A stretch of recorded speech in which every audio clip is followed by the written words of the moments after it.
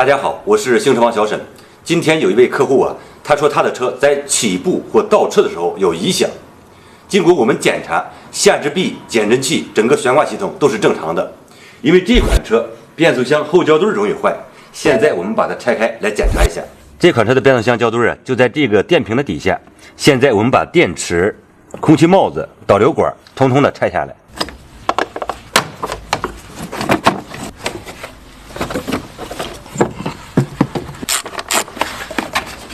现在我们已经看到后胶墩了，我们用铁棍撬动一下，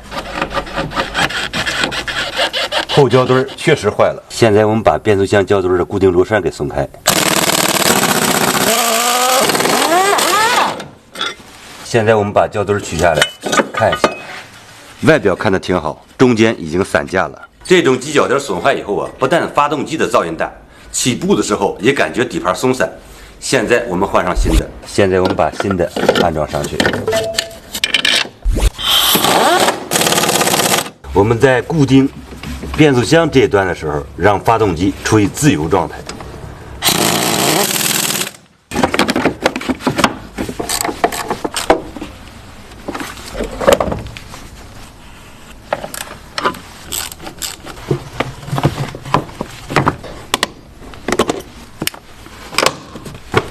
现在我们测试一下，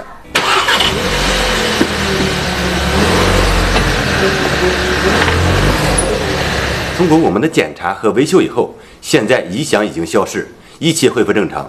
造成这个故障的主要原因是变速箱胶墩自然老化引起的。大家有任何用车问题，可以在屏幕下方留言，也可以微信搜索公众号“新车房小沈”进行提问。喜欢我们节目的朋友，请记得点赞加关注，咱们下期再见。西瓜视频